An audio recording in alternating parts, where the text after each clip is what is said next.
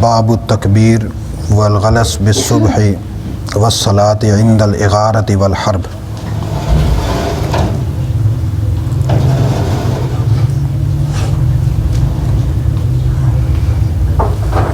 حضرت امام بخاری رحمۃ اللہ تعالیٰ علیہ نے باب باندھا ہے التکبیر عند اغارۃ والحرب والغلس بالصبح والصلاة عند الاغارہ والحرب۔ جب کبھی دشمن پر حملہ کرنا ہو اور ان سے جنگ کرنی ہو تو ان دنوں میں فجر کی نماز پہلے وقت میں اندھیرے میں پڑھنا اور پھر کافروں پر حملہ کرتے ہوئے نعرہ تکبیر لگانا۔ عام طور پر فجر کی جو نماز ہے اس کے لیے اصول یہ ہے کہ تھوڑا لیٹ پڑھنی چاہیے تاکہ روشنی پھیل جائے، اور اس کا مقصد یہ ہوتا ہے کہ تاکہ نمازی مسجد میں بآسانی آ سکے۔ ظاہر سوئے ہوئے لوگ اٹھتے ہیں اور ساتھ ہی اندھیرا بھی ہوتا ہے، تو اس وجہ سے اگر جلدی نماز پڑھ لی جائے تو بہت سارے لوگ جماعت سے رہ جاتے ہیں، تو لہٰذا جب تھوڑی تھوڑی روشنی پھیل جائے تو پھر جا کر فجر کی نماز پڑھنی چاہیے۔ لیکن رسول اللہ صلی اللہ علیہ وسلم نے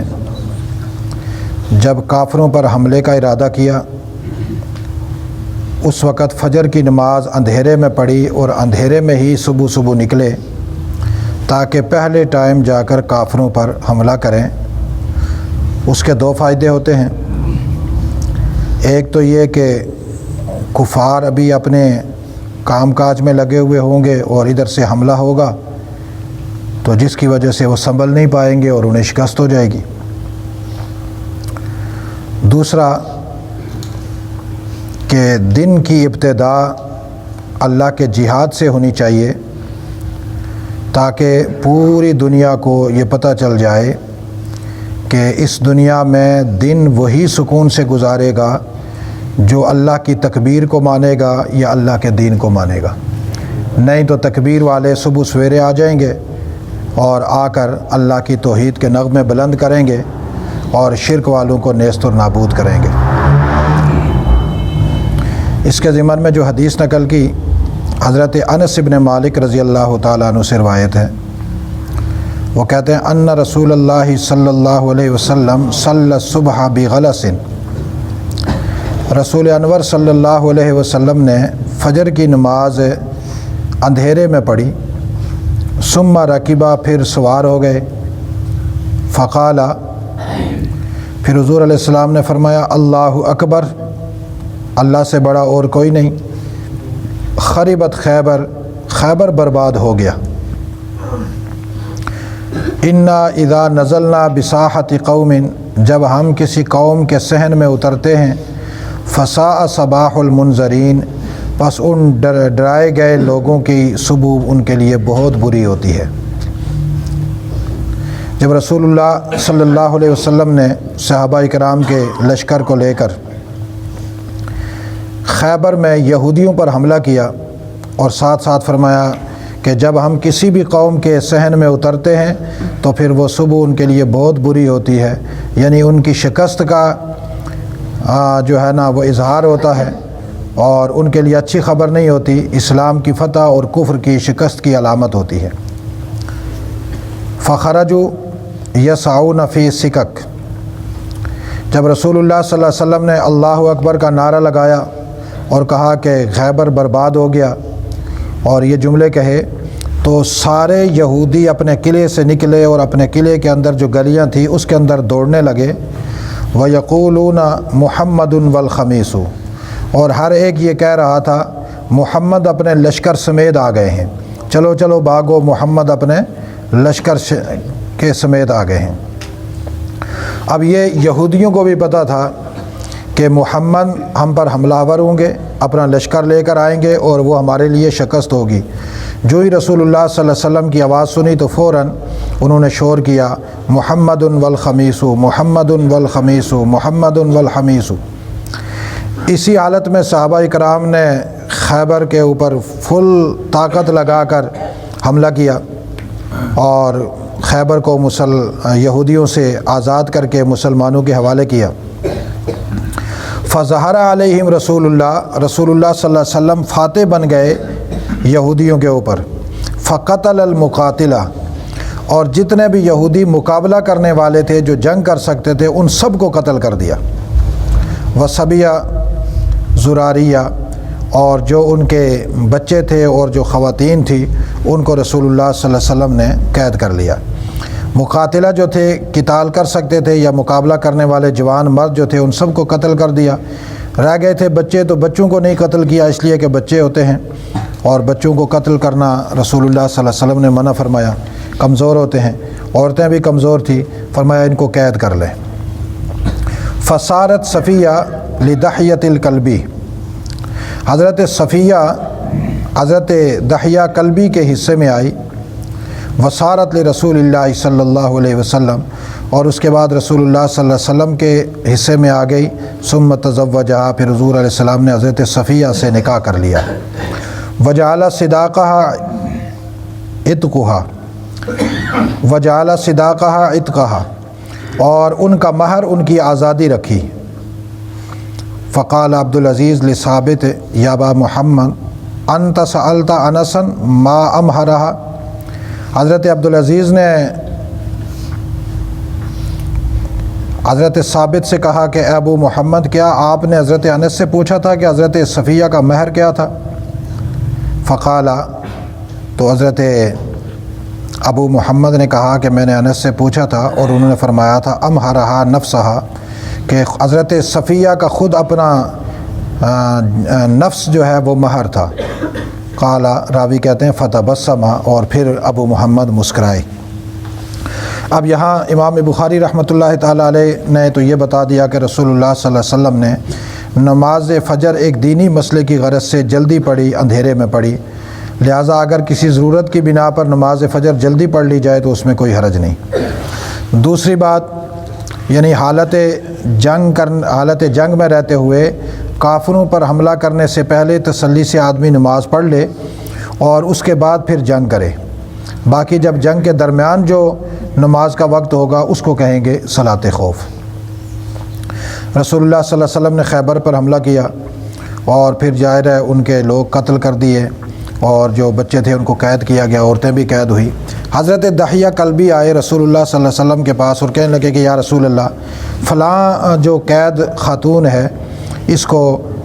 میرے حصے میں دے دیں۔ جب حضرت صفیہ کو حضرت دحیہ کلبی کو دیا تو کچھ صحابہ اکرام جو دانشمند صحابہ اکرام سمجھے جاتے تھے،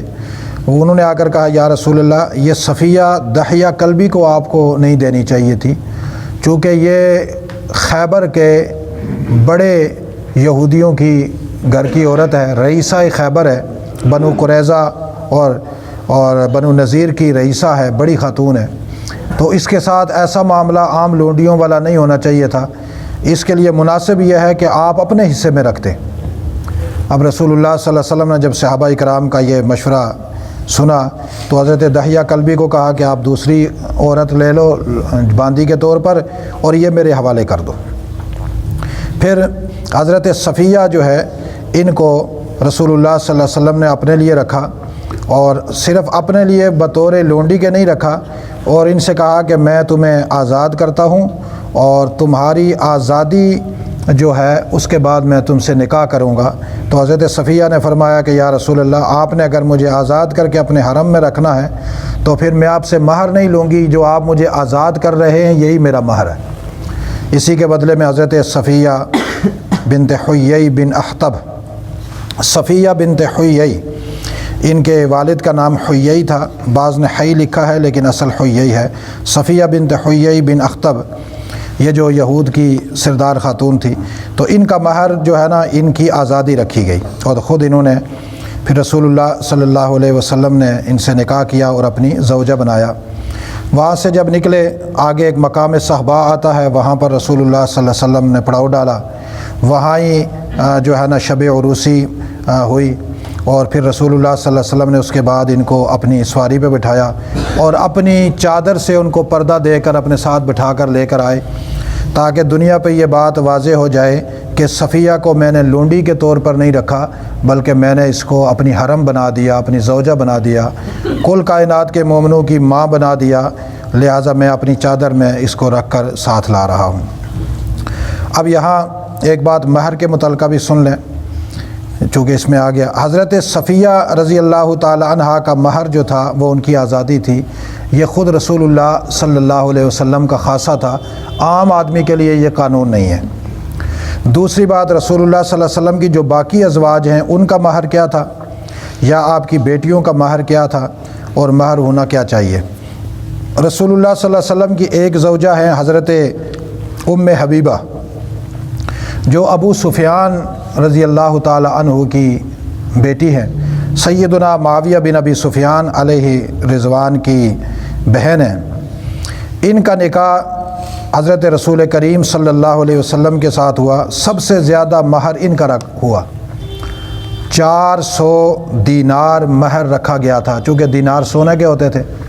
تو سونے کے 400 دینار جو اس وقت رائج الوقت سکہ تھا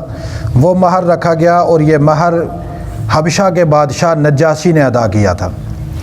باقی جو ازواج ہیں ان میں سے ایک زوجہ حضرت ام سلمہ ہیں۔ حضرت ام سلمہ کا جو مہر ہے وہ بعض روایات میں 10 درہم لکھا ہے اور بعض میں 40 درہم لکھا ہوا ہے۔ باقی حضرت صفیہ جو رسول اللہ صلی اللہ علیہ وسلم کی زوجہ تھی، ان کا مہر ان کی آزادی تھی۔ اس کے علاوہ جتنی بھی آپ کی ازواج ہیں اور آپ کی 4 بیٹیاں ہیں، ان کا مہر ہے 500 درہم چاندی کا، جس کی جو ہے نا لاگت وہ وزن بنتا ہے تولے کے حساب سے 132 تولہ چاندی، 3 ماشا 1 رتی، یہ مہر بنتا ہے، اور یہی وہ مہر ہے جو سنت مہر ہے۔ رسول اللہ صلی اللہ علیہ وسلم نے اپنی باقی بیویوں کا یہی مہر ادا کیا اور بیٹیوں کا بھی یہی مہر لیا۔ ہمارے زمانے میں مہر میں بحثیں ہوتی ہیں کہ مہر کیسا ہونا چاہیے، کوئی کہتا ہے جی 10 لاکھ ہونا چاہیے، کوئی کہتا ہے 20 لاکھ ہونا چاہیے۔ نکاح لڑکی کے جو وارث ہوتے ہیں وہ کہتے ہیں لڑکی کا تحفظ ہے، زیادہ سے زیادہ رکھیں۔ لڑکے والے کہتے ہیں جی بالکل مفت میں مل جانا چاہیے، حلوے کی پلیٹ پہ ہی مل جانا چاہیے، چونکہ پھدو لگانا تو سب کا شوق ہوتا ہے۔ اصل بات یہ ہے کہ جو مہر ہے یہ عورت کا حق ہے۔ شریعت اسلامیہ نے عورت کا حق رکھا ہے کہ اس کو مہر دیا جائے، چونکہ ایک عورت کا جسم ایک دوسرے مرد کے حوالے کیا جاتا ہے، اور وہ اس کے حقوق زوجیت کے لیے حلال ہونے کے لیے شریعت نے عورت کی عزت اور توقیر رکھی ہے۔ عزت اور توقیر چند پیسوں میں نہیں ہوتی، بلکہ عزت و توقیر وہ ہوگی کہ جو عورت کے مرتبے اور مقام کے مطابق ہو۔ رسول اللہ صلی اللہ علیہ وسلم نے اپنی 4 بیٹیاں دی، حضرت زینب، اپنے حضرت دی ابو العاص کو، اور ان سے بھی جو مہر لیا وہ وہی تھا 500 درہم۔ حضرت عثمان کو اپنی 2 بیٹیاں دی، حضرت رقیہ اور حضرت زینب، ان سے بھی وہی مہر لیا۔ حضرت ابو العاص بھی مالدار تھے، حضرت عثمان غنی بھی مالدار تھے، لیکن سیدنا علی کو جب حضرت فاطمہ دی تو تب بھی مہر یہی رکھا، اور حضرت علی کی حالت یہ تھی کہ وہ اپنے پاس کھانے کے لیے روٹی نہیں تھی۔ اس کے باوجود رسول اللہ صلی اللہ علیہ وسلم نے مہر وہی رکھا 500 درہم، جو 132 تولہ چاندی، 3 ماشا 1 رتی۔ اب اس سے ایک بات ثابت ہوئی کہ اگر لڑکے کے غریب ہونے کی وجہ سے مہر معاف کیا جائے یا کم کیا جائے، یہ جائز ہوتا تو حضرت علی کو رسول اللہ معاف کر دیتے، لیکن رسول اللہ صلی اللہ علیہ وسلم نے معاف نہیں کیا، بلکہ کہا علی مہر لے کر آؤ، مہر تمہیں دینا پڑے گا، اس لیے کہ تمہارے نکاح میں فاطمہ آ رہی ہے، عورت کا حق ہے مہر دینا۔ اور حضرت علی رضی اللہ تعالیٰ عنہ نے اپنے جو سامان بیچا سیدنا عثمان غنی نے ان سے خریدا اور پھر ان کو پیسے دیے، وہ مہر وغیرہ انہوں نے ادا کیا، اور حضرت عثمان نے وہ چیزیں جو ان سے خریدی تھی زرہ وغیرہ وہ واپس ہدیتاً حضرت علی کو دے دی کہ یہ بھی تم رکھ لو، تاکہ علی یہ نہ کہیں کہ عثمان جو میرا ہم زلف ہے اس نے میرا مہر ادا کیا، اس کے ذہن میں یہی ہو کہ میں نے چیز بیچی ہے اور اس کے بدلے میں پیسے لے کر آیا ہوں اور مہر دیا ہے۔